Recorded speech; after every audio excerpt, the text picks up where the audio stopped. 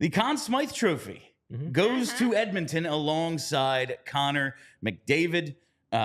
Historical run he did go on in the 25 games he played. He put up the most assists ever in a playoff and the 4th most points ever in a playoff. It was absolutely freaking ridiculous. Like, you look at the names, like in terms of points, the only guys who outscored him, Gretzky twice and Lemieux.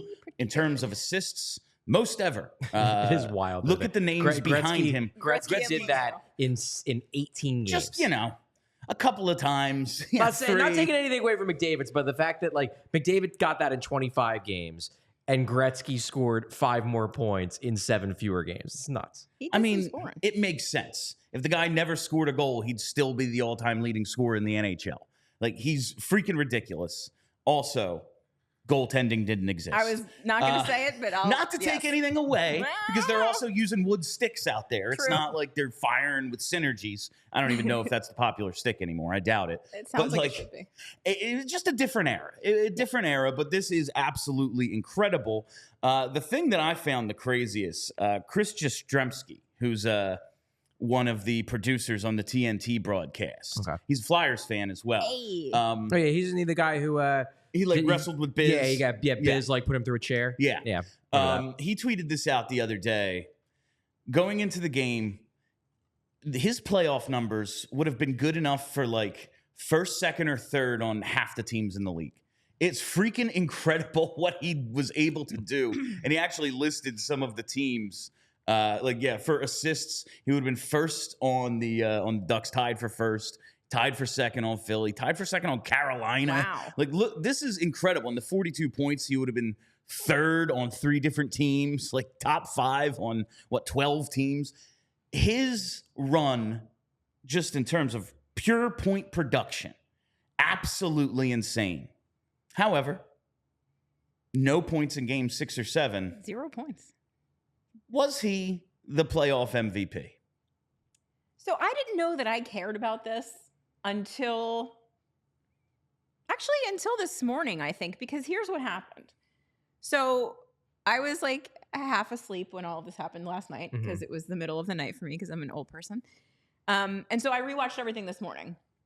The end of the game, the cup coming out, all the things. Had my yearly misting up when the cup came out, like I always do. And then I watched the Sportsnet montage, which every year just absolutely slaps. And then there was also, I guess, an ESPN ABC montage that they played at the end of the broadcast. And both of those montages featured several of Bobrovsky's just batshit Dominic Hasek style saves that he made over the course of this playoff run. And I was like, you know what? It's kind of bullshit that Connor McDavid won. And I think this gets to a couple of things. First of all, it gets to the idea of what is the most valuable player. We have this discussion every year. I don't want to do it again. Is it simply we do this with the heart every year. Yeah. Is it the best player or is it the player that provided the most value to his team? People have different ways of approaching this subject, whatever. But also, Charlie tweeted at me this morning Bobrovsky's final save percentage. I think he said it was 906. 906. Not an average as fuck, right? Just okay. Just fine. But the problem with that is that his box stat, the one that you point to, is affected by the couple of shitty games that he played. There's He played the shitty games, though. He did. However, Connor McDavid also had several games, not just game 6 and 7, where he had 0 points. Fair. Those are shitty games for Connor McDavid, and they don't affect his box That's stats. the number can never be subtracted. I guess you look at points per game and it's less. You can do that. But the number never goes down with points. You can only add to it. Right. Whereas save percentage, it gets knocked down big time. It takes a huge fucking hit when you have one game at 760. Exactly. I think the counter argument to that, though, is that a team can win. Connor McDavid doesn't score. He did not score in game 6. Edmonton won. Yeah. A team can win when a player doesn't score. Right. A team cannot win when a goalie plays as shitty as Bob played in his bad games. Which argues that he is the most valuable player to his team. But that's So you're giving him credit for having bad games? No, because I'm that not- shows his value. No, I'm not No, giving him- to me, it shows the outsized impact of the goalie. Fair. And then if you want to make the argument that the goalie should be the MVP of every season No. and of every playoff run, that's fair. It's I just probably- disagree with it. That's I mean, it's probably probably true. like in terms of value No. provided. Yeah. But I just I know this isn't something we can do, but you look at like Stoley's numbers. Just not he didn't play in the playoffs. Like what, the one game where they were getting blown out. Yeah. But Stoley had an awesome regular season. You put him in there, I think Florida could still win. You replace Connor McDavid. I mean, yeah, that's true. But I also think that Bob's performance a week and a half ago, 2 weeks ago, we were talking about him like Hall of Fame. Yeah, which was case. insane. Right. But I'm Just the just same saying reason that, why his good performance in Game 7 is insane. It's all it was recency very bias. good. No. But over the course of the playoffs, he was sick. He was insane. His numbers, if you go game by game, are incredible, shitty. Same with McDavid. Goals, assists, zeros. Like it's a it's a long playoff. I just think like in 2010, Danny Briere leads the playoffs in scoring. That's not enough for the Conn Smythe. In a regular year, like, no, just because you led the playoffs in scoring doesn't mean you're the MVP. Yeah. Like, yeah, give it to Taves, whoever. This year, where he lapped the field. broke Second in records and shit. I scoring get was Evan Bouchard, 10 points back. Dreisaitl's 11 points back.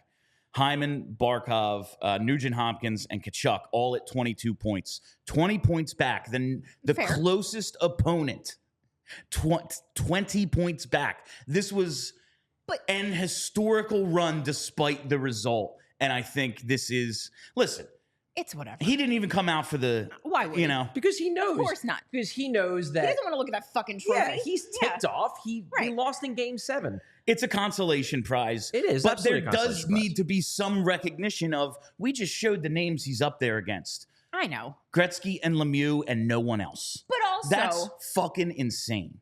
I think Wyshynski tweeted the PHWA ballots for the Conn Smythe. And I think Bob got like 2 third place votes and 1 first place vote, and that's it. Yeah, from these. I think that's fair. I guess. So if you were given the choice between Forsling and Bobrovsky as MVP for the Panthers in this playoffs, but if I was given the choice between Barkov and Bobrovsky, I'd pick Barkov every day. that Every day. I can go with that. That's fine. If you want to say Bob should have been third, I can get behind that. There But, were multiple people voting for Forsling, and he had a great He was playoffs, good. but he Yeah, was really good. not more valuable than Sergei Bobrovsky. That's just silly. That's crazy. I think you can make the case that, like, there's an argument with goalies, and this is a completely fair argument, that especially in the playoffs, you want a high variance goalie. Like, I think back to Halak in that series against the Capitals back in 2010, where he wasn't great in every game. In a couple of the games, he got pulled. He was bad. But he stole the games he won. Stole the games he won. And you could certainly make the argument. Let me put it this way.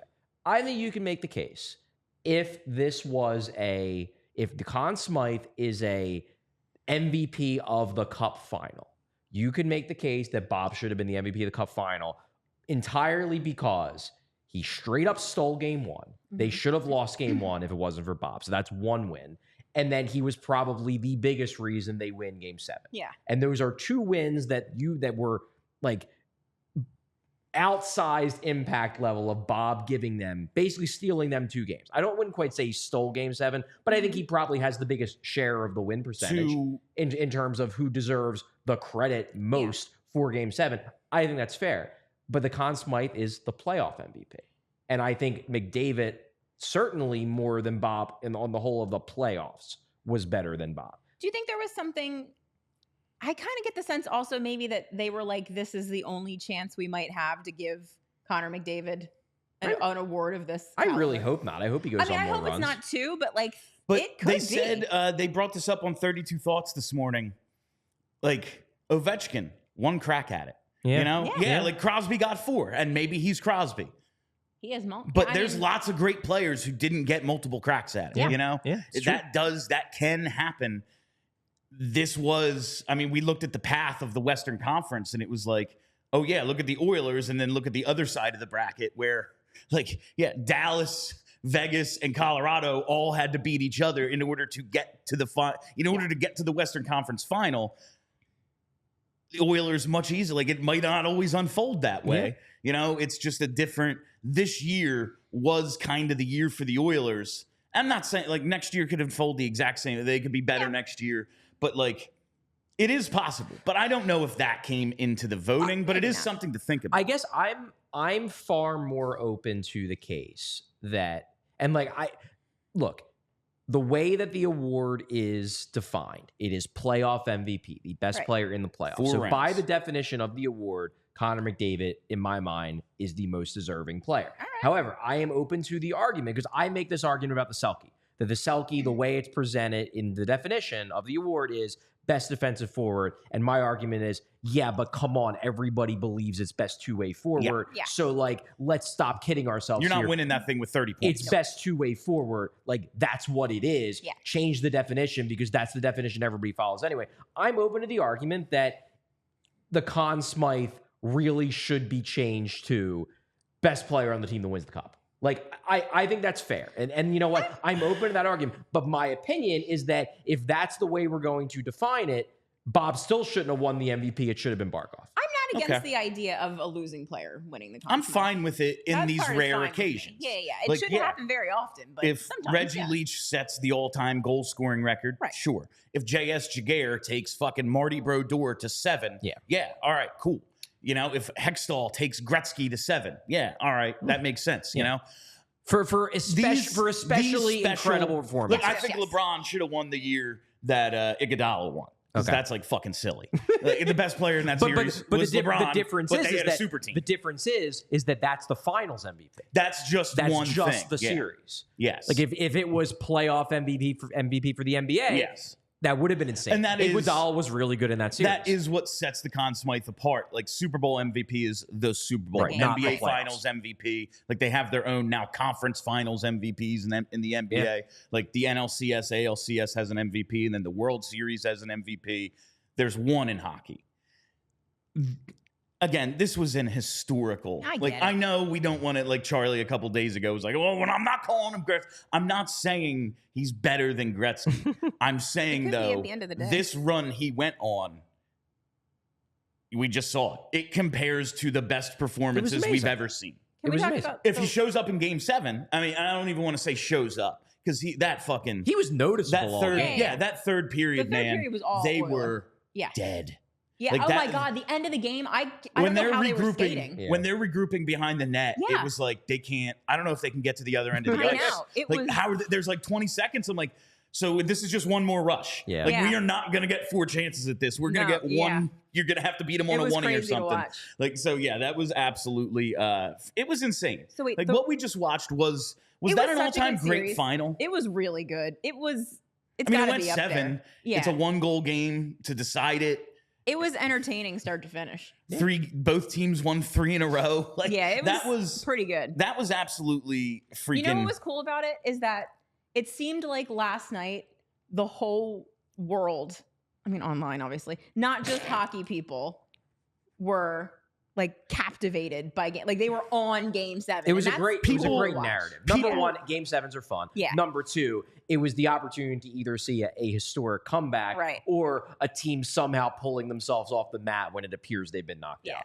The narrative was It was fantastic very for good. casual I'll fans. tell you, there were some complaining, and like, listen, we're predisposed to complaining about the way the league is run because it's run poorly it most of the stinks. time. Yeah. I think being on a Monday was huge. You think it was a good I thing? think summer Saturdays and Sundays are pointless. Even Sunday You know night. what? I That's a think. good point. Listen, NCAA football and basketball settles their shit on Mondays. No one thinks those good things point. are going out of business anytime That's a soon. really It's a good good point, point. actually. Like, I hadn't considered that. I thought Monday. I thought that was the perfect. Like there was nothing else everyone on. got off work and there was nothing else Yeah. on. Like that was it. Mhm. You come 8 o'clock, boom. I thought that was actually well done the way this schedule unfolded. for this to end Game 7 on a Monday I think and have the attention of the entire sports I think the world. series was stretched out far too long. It was. The week off before Yes. the series started Yes. was insane. But I do agree with you. I think Monday ultimately was a good day to have Game 7, although, of course, they never would have known it was going to go to a Game 7. No, this could have ended on a Friday, and it would have been like, well, what the fuck? Yeah. But, go ahead. No. I was just going to say something stupid. So if you're going to say something smart, go ahead. I don't remember what it was. I was just going to say, before we move on, I just want to talk about the real MVP of this tournament, the Tkachuk family. Oh. How could you not love these people? Keith Tkachuk, Keith my Tkachuk God, is like a giant teddy bear at this just point. looks like Doing every little one of my dances friends' on the- dads. Yeah, doing Like, little dances on the just- ice. His tiny little mom getting big hugs from her son. I don't know if you saw. Brady was having a good time. As usual. And I don't know if you saw at the very, very end of the broadcast, Matt Tkachuk held the cup for Brady to kiss it without touching it, which I thought was really kind of cute. Like, he held it up like that. You're still touching it, though. Maybe don't kiss it either, but I don't know. I could see what they were doing. But Yeah, I anyway, get they're it. just like, it's impossible not to like that entire family. Well, and also you're now seeing today him running around drunk out of his mind at Elbow Room in Fort Lauderdale and on the beach, and that is awesome. How do we? Good for them. I need, like, the NHL needs to, like, a Tkachuk reality show, like a Kardashian That Netflix style. thing they're doing has to have both of If them. it doesn't have the Yeah, it Tkachuks should. in it, they have completely ruined. Honestly, you should just follow Keith. yeah, I think that would be the I most would interesting follow of Keith all of it. around. We all silly like the mayor.